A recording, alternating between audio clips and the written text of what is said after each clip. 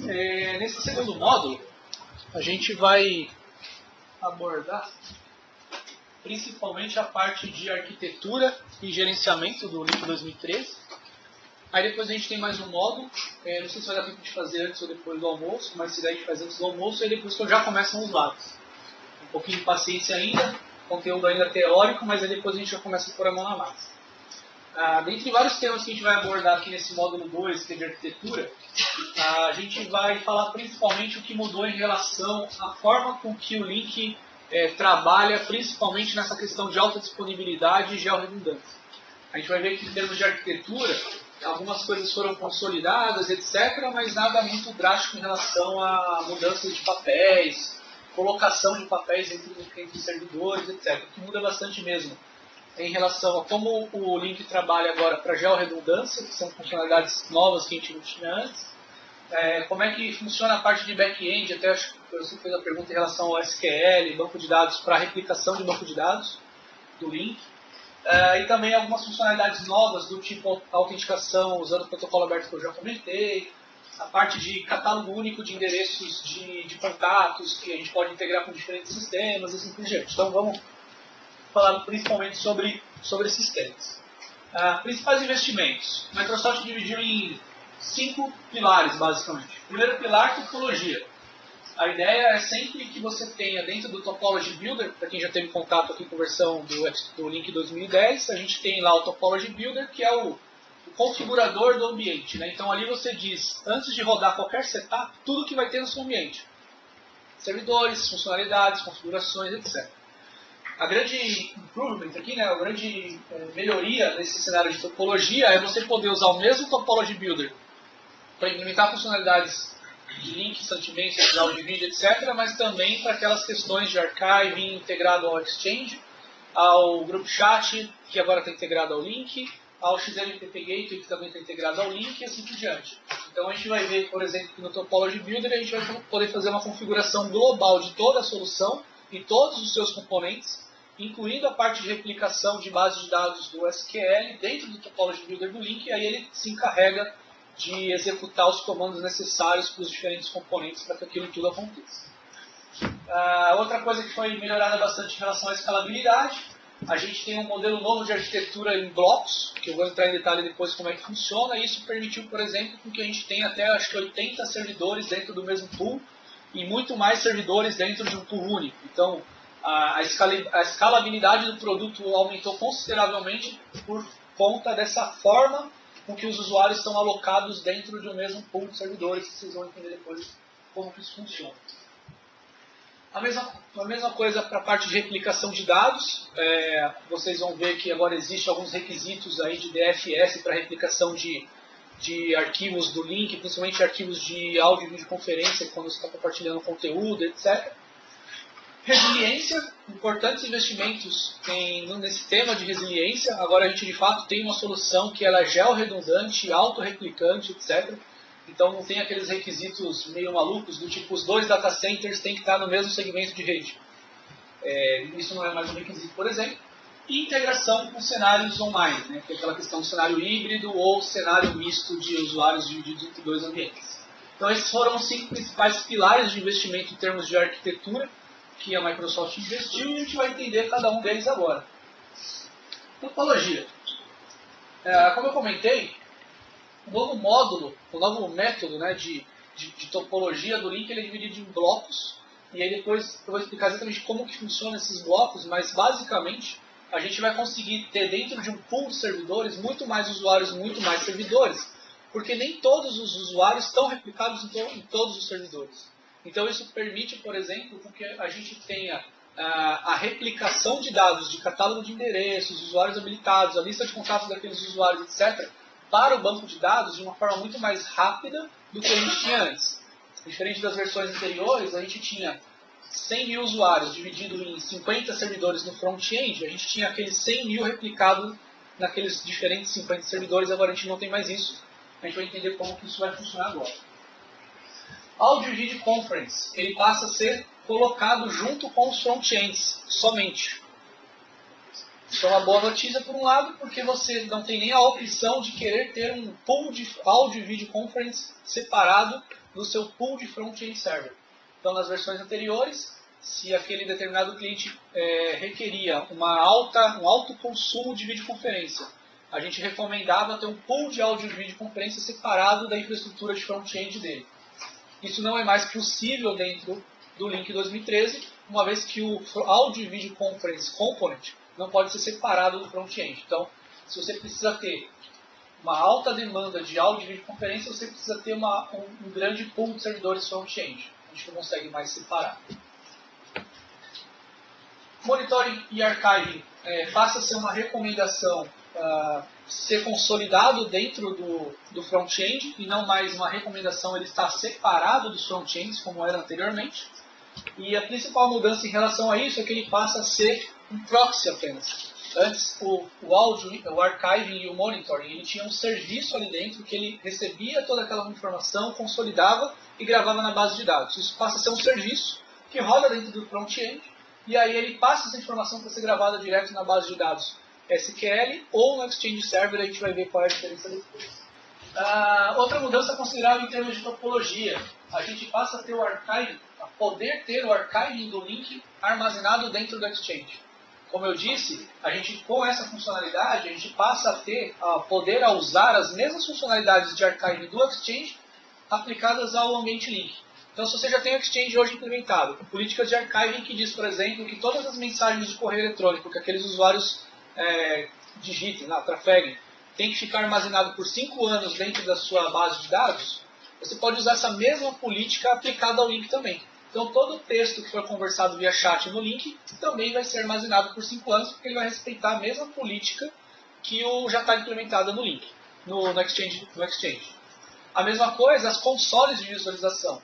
No link, a gente não tem nenhuma console de fácil uso para fazer buscas de archiving no link, por exemplo.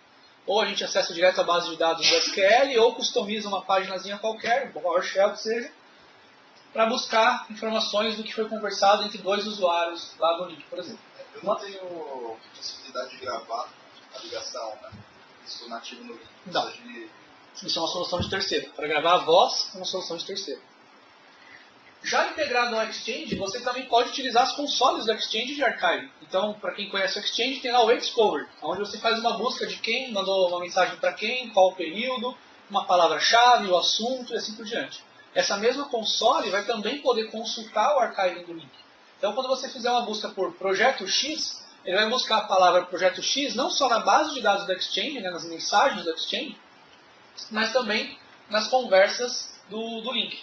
Então a gente tem esse mundo muito mais integrado, uma vez que você permita que o login, o archiving do link passe a ser gravado no Exchange e não mais na base de dados do próprio link. Então a gente tem essas duas opções.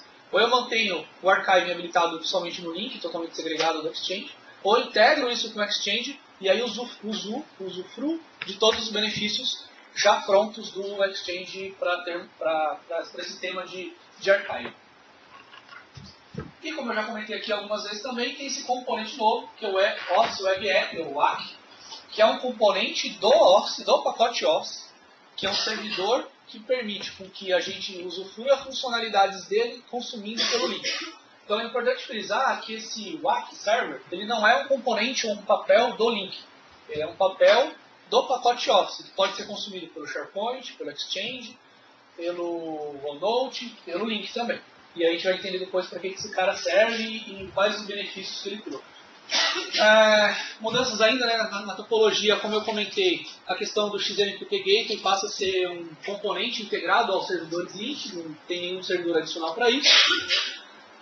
E o SQL Mirror, até a pergunta que foi feita aqui. A gente tem ainda a possibilidade de se utilizar um cluster SQL para que o link consuma essa base de dados que está num cluster SQL e aí ele grave todas as informações. Mas isso não é mais um cenário suportado, a não ser que você esteja fazendo uma transição de uma versão para outra. Qual é o seu cenário suportado e recomendado? O cluster de Memory. SQL Memory. Por que dessa mudança? Na prática, se você for pensar na perspectiva de SQL, tem alguns termos técnicos ali que influenciam você utilizar um SQL, um cluster SQL, onde você tem dois servidores gravando na mesma base de dados, ou um mirroring, onde você tem duas bases de dados replicadas entre elas. Então, primeira mudança aí é que você passa a ter, ao invés de ter um arquivo de 10 GB, você passa a ter 2 arquivos de 2 GB. Isso falando de 10 GB. Isso falando do SQL. Mas especificamente para o link, o principal motivo pelo qual a Microsoft mudou a forma com que ela recomenda, a forma com que essa base de dados é replicada, né, ou a forma com que esse SQL cluster vai ser utilizado, é para poder suportar a georredundância. Porque uma vez que você consiga fazer um mirroring de database, você consegue fazer esse mirroring de database não só para um servidor no seu próprio local, mas também para um local remoto. Então, a principal recomendação, o principal requisito dessa funcionalidade, né, dessa mudança de topologia da base de dados SQL, deixar de ser um cluster SQL e passar a ser um SQL Mirror, é permitir que essa base de dados seja replicada por um site georredundante e aí, consecutivamente, você ter o seu ambiente link georredundante replicado por um outro site. Ainda falando sobre Disaster Recovery, a gente vai ter também um cenário de paridade de pools. Né? Então, eu pareio o pool A com o pool B. E aí eu faço com que todo mundo que esteja no pool A tenha uma cópia simples, né, das informações mínimas necessárias do pool B, que geralmente, ou recomendavelmente, vai estar no segundo data center. E aí, num cenário de Disaster Recovery, todo mundo que está aqui consegue ser movido para cá e vice-versa, sem perder nenhum tipo de funcionalidade. Ainda falando sobre topologia, também já comentei sobre o Open Authentication, né, o protocolo aberto de autenticação, que dentre várias melhorias vai permitir, por exemplo, que a gente consiga pegar informações de diferentes terceiros, né, empresas terceiras. Cenários híbridos, também já falei um pouquinho. Principal funcionalidade nova, assim, que eu acredito, é você poder, por exemplo, ter o mesmo SIP address nesse cenário híbrido. Então, o usuário na nuvem ter o mesmo SIP address que o usuário local. E também essa integração de um cara que está na nuvem poder fazer uma ligação telefônica saindo pelo ambiente local, por exemplo. O servidor de grupo chat passa a ser parte integrante do produto, né? Ainda mais, ele já era, mas agora ele é ainda mais integrado. E também uma mudança importante aqui nesse cenário de Director, que antes era uma recomendação da Microsoft ter, passa a deixar de ser uma recomendação. Então o Director ele continua existindo, o papel continua ainda lá, caso você queira instalar, e até tem alguns cenários que é recomendado você utilizar, como por exemplo, você tem um acesso externo via Edge único e múltiplos pools em diferentes sites, ou diferentes data centers. O recomendável nesse cenário é que você concentre isso no Director, para que o Director decida qual é o melhor pool para jogar aquele usuário, que é o pool que ele está hosteado. Já cenários onde você tem uma entrada única, um pool único, deixa de ser uma recomendação você utilizar o Director, não é mais necessário e nem recomendado. A gente já viu esse slide, basicamente é uma arquitetura macro do link. Então a gente tem aqui na parte externa todas as federações e comunicações que a gente consegue ter, né? Desde o Office 365, com cenário híbrido, federação, com diferentes players, né, de mercado. Aqui no perímetro da rede, a gente continua tendo o Edge, nada mais do que o Edge, né, o XMPP deixa de existir. O proxy reverso, que vai fazer as publicações das URLs para os web meetings. Aqui na parte interna, os endpoints, clientes, celulares, iPads, iPhones e todos os outros. Um pool de front-ends, que nesse caso tem 3 servidores front-ends e 2 servidores SQL replicando, SQL Mirror. Nesse caso aqui, a gente poderia ter, por exemplo, a questão do archive e do monitoring rodando nele, não precisa ter um servidor separado para isso. Assim como poderia também ter o mediation habilitado nele, não precisa necessariamente ter separado, mas aqui de forma lógica fica mais fácil mostrar ele separado. Então tem o servidor mediation integrado a um gateway que fala com o PBX. Não necessariamente eu preciso ter o gateway de voz, eu eventualmente posso falar direto com o PBX, se for um PBX homologado pela Microsoft. Os telefones aqui nele. Tem um pool de servidores grupo chat, que servem a esse pool de front-ends, mas ele pode servir em outros pools de front-end. E aí ele tem uma base de dados dedicada para ele também, que pode ser o mesmo servidor, mas a base de dados é separada. Nesse caso aqui eu tenho servidor de identidade, por conta dessa integração com o cenário de online, mas não é um requisito, né? Pelo contrário, então só tem esse servidor de identidade quando eu tenho integração com sistemas online. Tem a parte de voicemail e archiving no Exchange, então nesse caso eu habilitei o voicemail no Exchange e deixei o archive integrado ao Exchange, para ter todas aquelas mensagens que a gente já comentou. O SCOM, que é um componente da família Assistant Center para monitorar esse ambiente. Então, tem o monitoring do link, que vai gravar todos os históricos de ligações telefônicas, estatísticas de uso do ambiente, etc. E tem o monitoring SCOM, que é um produto da família System Center para monitorar o ambiente, gerar alerta, threshold, essas coisas. Então, só para a gente diferenciar, que tem o monitoring do link, que é para uma coisa, né, para gerar estatísticas de uso do ambiente. E tem o monitoring SCOM, que é o System Center Operations Manager do System Center, que é outro produto, que vai gerenciar esse ambiente, monitorar, etc. O File Store, que é onde vão ficar todos os arquivos que vão ser compartilhados, por exemplo, numa videoconferência, coisas do tipo. O Web Access, que é aquele componente do WAC Server, que vai permitir, por exemplo, que usuários que estejam acessando uma videoconferência através de uma console web possam ver um PowerPoint que está sendo compartilhado pelo apresentador com todas as funcionalidades que aquele apresentador criou no PowerPoint. Animação, um vídeo, todas as firulinhas do PowerPoint.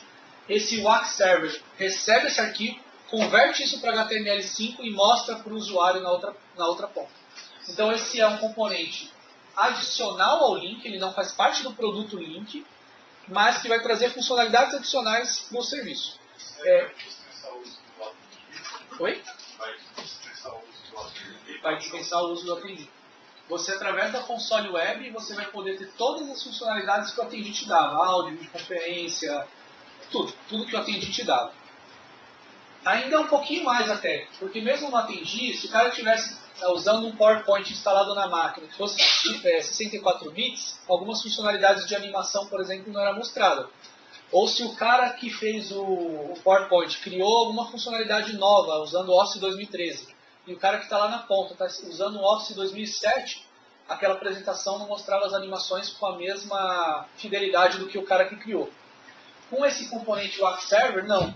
Ele recebe aquele PowerPoint, aquele arquivo PowerPoint, converte isso para o HTML5 e mantém com fidelidade exatamente a animação, o vídeo e todas as firulinhas que o cara criou para o usuário na outra ponta, independente do que ele está usando, se é uma interface web ou até mesmo um cliente link instalado com versões do Office anterior, do PowerPoint anterior. E o CDR, que é o monitoring, que eu comentei, que é o CDR que é o E do link, que é um componente também opcional, mas aí já do link, que permite com que você tenha estatísticas de uso do link. Então, quantos usuários fizeram videoconferência, qual foi a banda média consumida por essa videoconferência, coisas desse tipo. Link Model.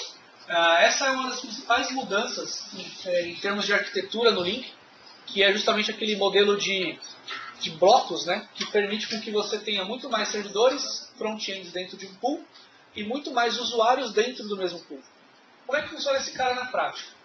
O link, a infraestrutura, né, conforme você vai habilitando os usuários, ele vai dividindo esses usuários em grupos de usuários, isso de forma automática. Então imagina que você tenha 10 mil usuários, em 6 servidores, ele vai dividir esses 10 mil usuários em 2 grupos de 5 mil e vai gravar essas informações desses 5 mil usuários em apenas 3 servidores. Então se você tem 6 servidores, ele sempre vai dividir em 3 grupos de 3 servidores. Ele vai gravar as informações daqueles 5 mil usuários em 3 servidores e as informações dos outros 5 mil usuários nos outros 3 servidores. Com isso, a gente consegue ter muito mais usuários dentro de um pool e muito mais servidores dentro de um pool. Como é que funciona na prática? Desses 3 servidores, somente esses 3 têm as informações daqueles usuários, aqueles outros 3 servidores não têm. Se o servidor A foi o primeiro eleito, ficar indisponível, o servidor B assume. Se o servidor B ficar indisponível, o servidor C assume e assim consecutivamente. Quando esse servidor A fica indisponível, ele fica indisponível por um certo determinado período de tempo.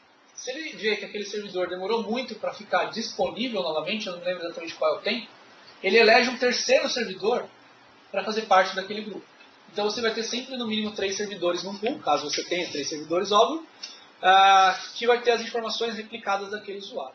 Dentre vários ganhos, como eu comentei, a questão de você ter mais servidores dentro de um pool e também mais usuários dentro desse mesmo pool, a replicação dessas informações entre esses servidores e o SQL é muito mais rápida. Porque diferente das versões anteriores, se eu tinha 10 mil usuários, eu tinha 10 mil usuários replicados nos 10 servidores. Nos 6 servidores. Então toda vez que eu fazia uma mudança, eu tinha que replicar essa mudança para os 10 servidores, e assim por diante. No link 2010, vocês sabem, ele tem uma base, no 2013 também ele tem uma base local que ele mantém uma cópia mínima das informações daquele servidor e daqueles usuários. Então essa informação ela era replicada para todos os servidores do meu pool. Então se eu tinha 100 mil usuários, 80 servidores, e eu mudava qualquer coisa ali, eu tinha que replicar essa informação para os 80 servidores do meu pool. Agora não mais. Como esses usuários são separados em blocos de três servidores, essa replicação é feita somente entre aqueles 3 servidores. Então isso é o que eles chamam de brick model, né, o modelo de blocos, e aí esses usuários são agrupados de forma dinâmica e automática para esses 3 servidores. Aí aqui é um exemplo daqueles que eu dei. Né? Na versão 2010, você tinha 10 servidores no pool, 80 mil usuários, e aí todas as informações replicadas para todos os usuários. Já no Link 2013 não, você tem blocos de usuários replicados para poucos servidores, e aí isso faz com que o dinamismo da replicação seja muito mais rápido, muito mais leve, etc.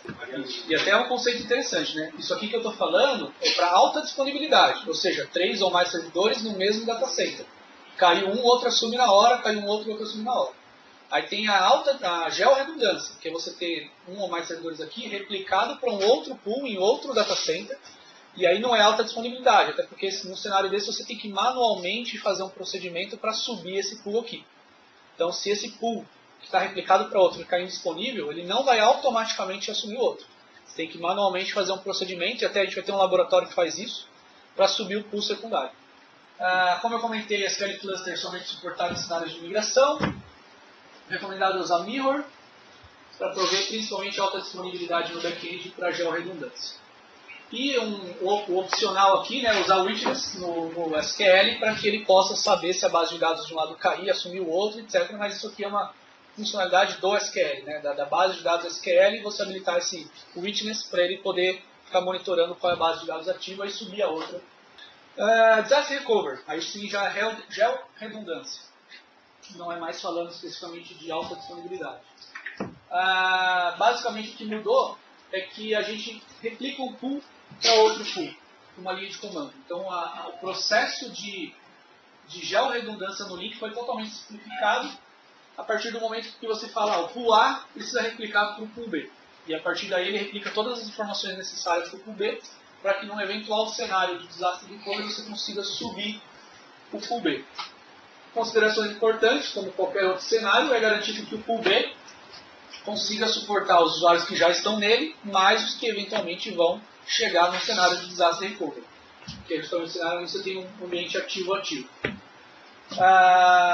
Isso é replicado por um serviço. A partir do momento que você ativa essa funcionalidade, existe um serviço chamado Backup Services que roda no front-end, nos front-ends, e aí ele começa a replicar essas informações para o segundo pool.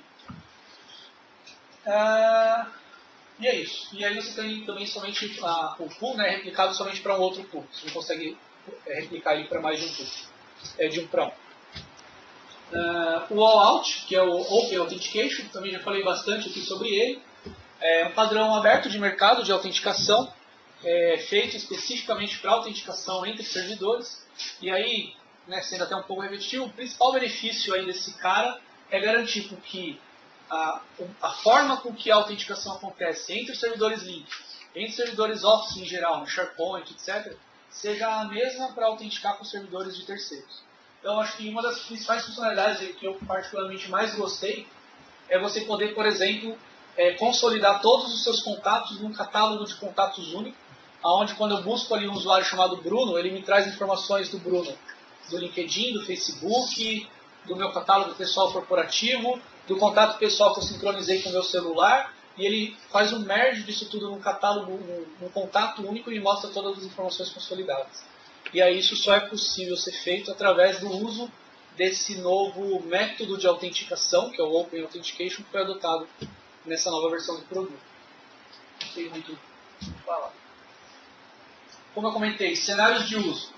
Unified Contact Store, que é justamente você habilitar a funcionalidade, que a gente até vai ver depois como é que isso funciona, onde todos os contatos dos seus usuários vão ser armazenados e mesclados num repositório de contatos único.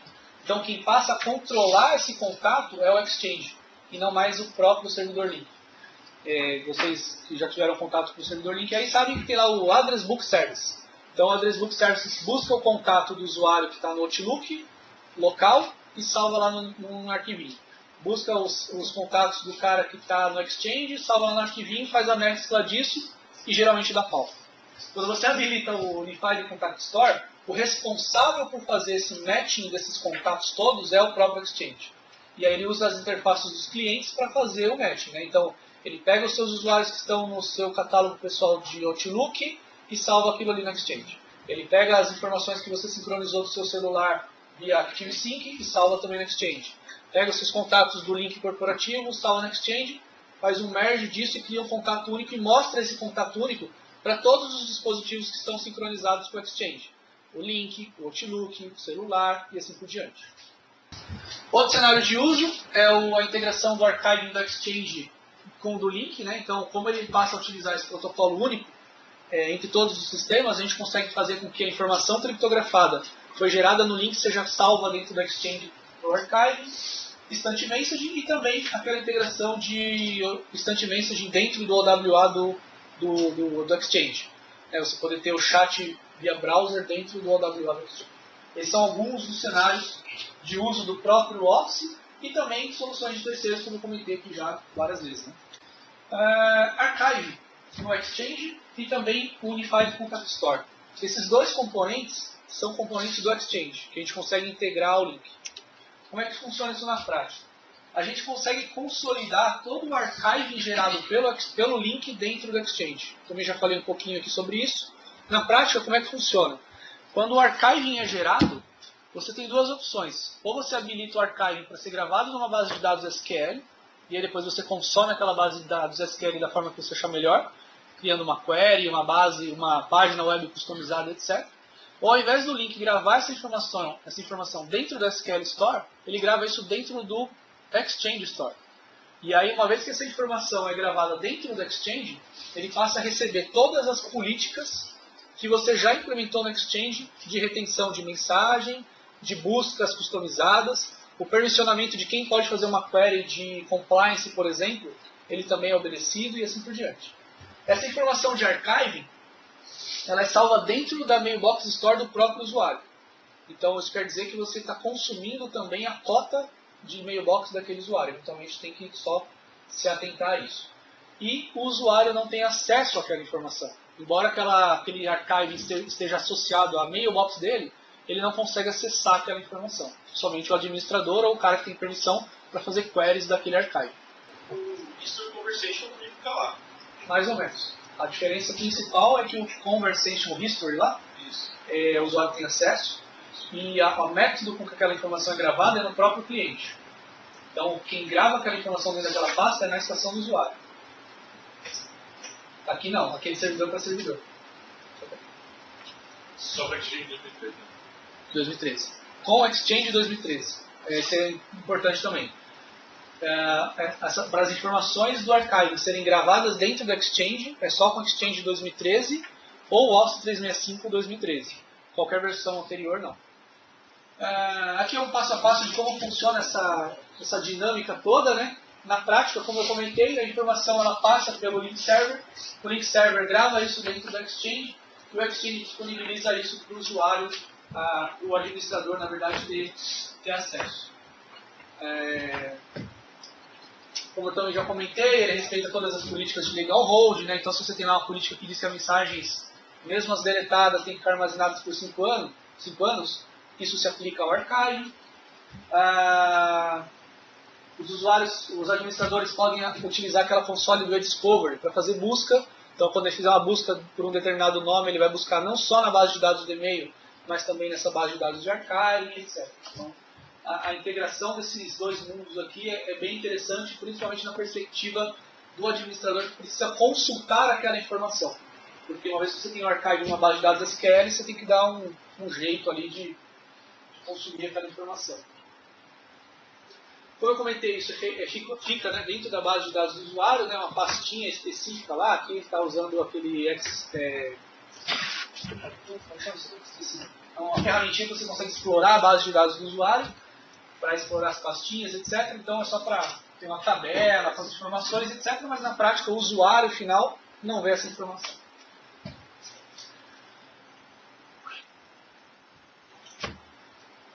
como eu comentei também já, tem a questão do Multi-Mailbox Search, né, que é o e-discover, ou seja, você conseguir fazer busca por uma determinada palavra, aquela busca vai ser rastreável, né, rastreada para todos os usuários e também todos os arquivos dos usuários. O console web é muito mais amigável e fácil de usar do que usando um PowerShell, por exemplo. Que tem o Unified Contact Store. Também é uma funcionalidade nova, que também requer o Exchange 2013 para você habilitar essa funcionalidade.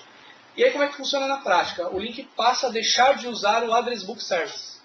Hoje, versões anteriores e até mesmo no 2013, se você não habilitar essa funcionalidade, ele vai pegar as informações dos seus usuários, seja do Address Book do Exchange, seja do AD, seja do catálogo pessoal dele de endereço, gerar um Address Book Service local e aí replicar isso para os seus clientes. Geralmente isso dá problema porque é um método não muito comum, assim, é um arquivinho DB lá que ele replica para diferentes clientes. Se esse arquivo por algum motivo foi replicado para a estação do usuário, mas não sobrescreveu o que estava lá, ele continua com a informação antiga, então vez ou outra você tem que ir lá na estação do usuário, deletar o arquivo para ele recriar e etc. Isso aqui faz o Address Book Service, né? Um serviço, fica no link, que busca essas informações, consolida nele e replica para as estações, para os clientes. Uma vez que você habilita essa funcionalidade, o Unified Contact Store, todas as informações dos contatos, inclusive os contatos do link, passam a ser consolidados e armazenados no Exchange. E aí ele utiliza o mesmo método que já é utilizado hoje pelo cliente do Outlook, que é o Offline Address Book. Então, aquele catálogo de endereços que você tem disperso hoje, uma parte no Exchange, uma parte no AD, onde você vê quais são os usuários que estão habilitados para o link, qual é o IP address dele, etc. Ele consolida tudo isso em forma por estação, passa a ser controlada e armazenada dentro do Exchange. Outra coisa legal também que esse cara vai permitir. Uma vez que essa informação está dentro do Exchange, você tem essa mesma informação em diferentes dispositivos. Como eu comentei, a partir do momento que você fez um merge dos diferentes contatos do Bruno, o Bruno do LinkedIn que tem o celular, o Bruno do Facebook que tem o telefone da casa, e o Bruno corporativo que só tem o telefone corporativo, ele faz um merge disso tudo, cria um contato único com todas essas informações e mantém no Exchange. E aí, independente do dispositivo que eu estiver utilizando, seja no celular, seja do cliente link na estação, seja no Outlook, ele vai mostrar aquele mesmo contato. Ele sempre vai fazer uma agregação, juntar os contatos, para te mostrar de forma mais amigável. Mas você nunca vai conseguir alterar aqueles telefones, porque é um telefone que está registrado no perfil do usuário, no Facebook, no LinkedIn ou no seu próprio Exchange.